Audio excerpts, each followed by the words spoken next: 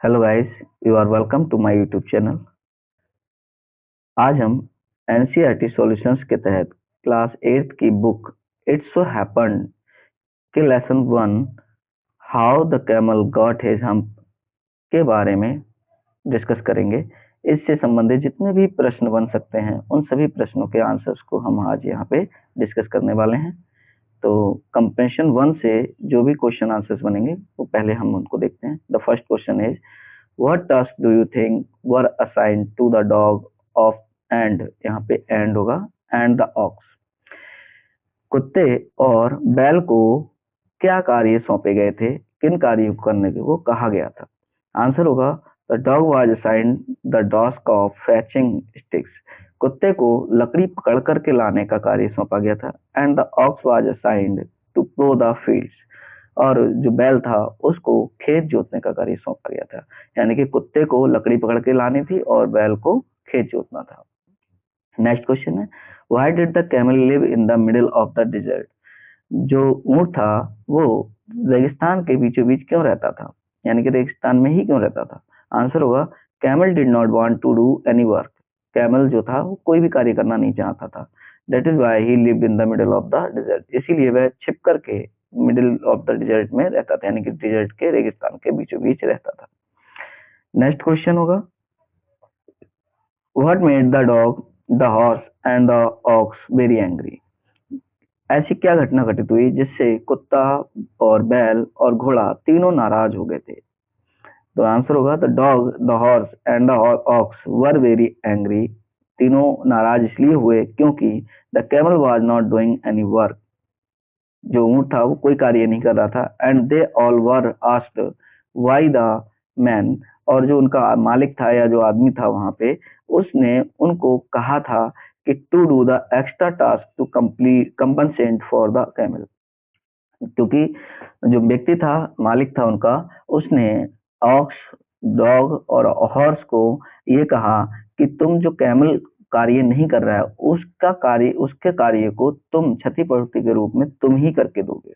इसलिए वो तीनों नाराज हो रहे थे कि हम उसके बदले का कार्य क्यों करें। नेक्स्ट क्वेश्चन है how did the jinn know the horse was complaining against the camel. जिन को कैसे पता चला कि जो घोड़ा है वो शिकायत जो कर रहा है वो किसकी कर रहा है, वो ऊंट की कर रहा है। यानी कि जिनको है ये कैसे एहसास होता है कि घोड़े ने जो शिकायत की है वो ऊंट की है। तो आंसर होगा the jinn came to know that the horse was complaining against the camel. जिन जो था वो ये जान करके वहां पे आया, कहाँ पे, डिजर्ट में, कि जो घोड़ा है उसने ऊंट की शिकायत की है। क्योंकि the horse told him, horse ने यानी कि घोड़े ने उसको बताया था कि डेट की an animal with a long neck, लंबी गर्दन वाला एक जानवर, एंड लॉन्ग लेग्स, लंबी टांगों वाला जानवर, did not stop of work since Monday morning. उसने सोमवार की सुबह से एक छोटा सा भी काम नहीं किया है। The clever djinn realise that it was the camel. और इस प्रकार से जिन को ये एहसास हुआ कि ये और कोई नहीं बल्कि ऊंट है। क्योंकि उसने लंबी टांगे और लंबी गर्दन का जिक्र किया तो इस वजह से उसे महसूस हुआ कि वो एक ऊंट ही हो। कंप्रेशन 2 से संबंधित जितने भी क्वेश्चंस हैं वो भी डिस्कस कर लेते हैं। The camel was looking at his on reflection in the pool. जो ऊंट था वो अपना प्रतिबिंब तालाब में देखता था। What does it suggest to you about the camel. ये आपको ऊंट के बारे में क्या प्रतिक्रिया देता है, यानी कि क्या बताता है कि ऊंट किस तरह का व्यक्ति था, किस तरह का जानवर था। Sorry, the camel was looking at his on reflection in the pool. Camel जो था वो अपने रिफ्लेक्शन को पूल में देखा करता था। इट सजेस्ट, ये दर्शाता है कि that he thought himself quite handsome with the beautiful back, कि उसके पास एक सुंदर पीठ है, यानी कि उसका जो पीठ है उस वो बहुत ही सुंदर देखने में लगती है। It was a without a hump in the beginning, क्योंकि शुरुआत में उसकी पीठ पर कुबड़ नहीं हुआ करती थी। ऐसा माना जाता है कि शुरुआत में उसकी पीठ पर कुबड़ नहीं होती थी, इसलिए वो अपने रिफ्लेक्शन को उसमें देखता था तालाब में, जिससे उसे एहसास होता था कि मैं बिना कुबड़ के, यानी कि उसकी जो पीठ थी वो बहुत ही सुंदर लगती थी, जिससे वो बहुत ही हैंडसम दिखाई देता था। नेक्स्ट क्वेश्चन है the camel sad hump repeatedly. लगातार बार बार हम्प कहता था ऊंट। How did it affect him. और इससे उसको क्या प्रभाव पड़ा। The camel sad hump repeatedly camel हमेशा हम्फ कह करके बोलता था, यानी कि बार बार हम्फ करता था। तो ड्यू टू दिस, इसके कारण, the djinn converted the beautiful back of the camel into a hump, इसके कारण जिन ने उसकी जो सुंदर पीठ थी उसको एक हम्प के रूप में बदल दिया, यानी कि कुबड़ के रूप में बदल दिया। Next question, what according to the djinn was the use of the hump, जिनके अनुसार हम्प का क्या प्रयोग था। अकॉर्डिंग टू द जिन, जिनके अनुसार the hump was useful for the camel, जो कुबड़ थी वो ऊंट के लिए बहुत उपयोगी थी। He could work now for 3 days without eating, अब जो ऊंट था वो बिना कुछ खाए 3 दिन तक कार्य कर सकता था, क्योंकि उसने 3 बार मना किया था, 3 दिन लगातार मना किया था, सोमवार मंगलवार बुधवार 3 बार मना किया था, इसीलिए वो 3 दिन तक लगातार अपने बिना कुछ खाए वो अपने कार्य को कर सकता था, कोई जो कार्य करना चाहता था। He has never yet learn to behave, वह अब भी व्यवहार करना नहीं सीखा है। In the light of this, इसके प्रकाश डालिए, what is the writer's opinion about the camel, यानी कि जो लेखक है वो इस लाइन से क्या कहना चाहता है ऊंट के बारे में, यानी कि जो उसने अभी भी व्यवहार करना नहीं सीखा है। ठीक है, तो इस तरह की इस लाइन पर प्रकाश डालिए। तो in light of the above statement, इस कथन के प्रकाश डालने के संबंध में या इस कथन से कहना चाह रहा है द राइटर्स ओपिनियन, यानी कि लेखक की जो ओपिनियन है, सलाह है, about the camel is that he was not changed, कि वह अभी भी नहीं बदला है, यानी कि उसका व्यवहार जो है वो अभी भी बदला नहीं है, सेम वैसा ही है, वो अभी भी काम नहीं करता है। He is very slow and still says hump, और वह बहुत ही धीमा है और अब भी हम्प कह करके ही बात करता है या हम्प ही करता है, यानी कि वो काम करना नहीं चाहता है। अब एक्सरसाइज से है, can this story B factually true, क्या ये स्टोरी सत्य होती है, तथ्यात्मक रूप से सत्य है।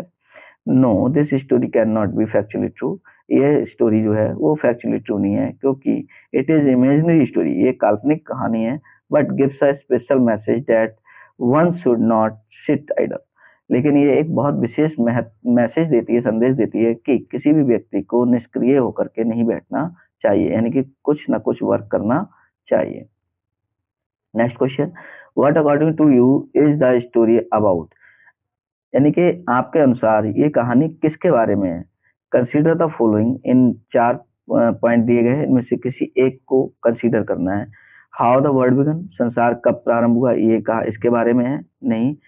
दूसरा है why everyone should do his her share of work seriously, अपने सभी लोगों को अपने कार्य को सीरियसली क्यों करना चाहिए, इसके बारे में है, नहीं। How animals are important to humans, यानी कि मानव के लिए जो एनिमल है वो कैसे महत्वपूर्ण है, इसके बारे में भी नहीं है। How the camel got his hump, हाँ इसके बारे में है कि ऊंट ने किस प्रकार से अपनी हम्प प्राप्त की, यानी कि जो कुबड़ थी वो प्राप्त की, तो ये आंसर हो गया how the camel got his hump. Next question है, what did you do over the weekend, आप सप्ताह के अंत में क्या करते थे।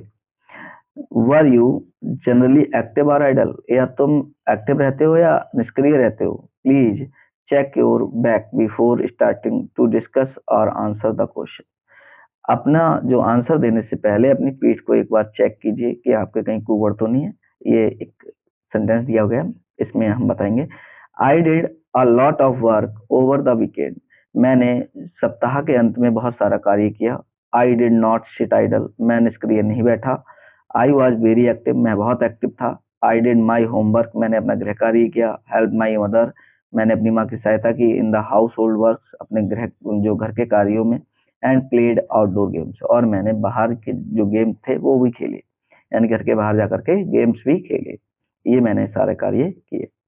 Next question and last question, there are broadly 2 categories of workers, यहाँ पर विस्तृत रूप से 2 कैटेगरी दिखाई गई हैं कार्य करने वालों की। Those who prefer to do today, उनमें से कुछ है जो आज ही करना चाहते हैं, what they can do tomorrow, जिसको भी कल कर सकते हैं। And those who prefer to do tomorrow what they can do today, और उनमें कुछ लोग ऐसे हैं जो कुछ कार्य आज कर सकते हैं लेकिन वो कल के लिए करना चाहते हैं। वेयर डू यू बिलोंग, तुम कहाँ से संबंधित हो, यानी कि तुम कैसे कार्य करना चाहते हो। I belong to the category of workers who prefer to do work today. मैं उस कैटेगरी के वर्कर्स में से हूँ जो कल का कार्य what they can do tomorrow, जो कल का कार्य आज करना पसंद करते हैं।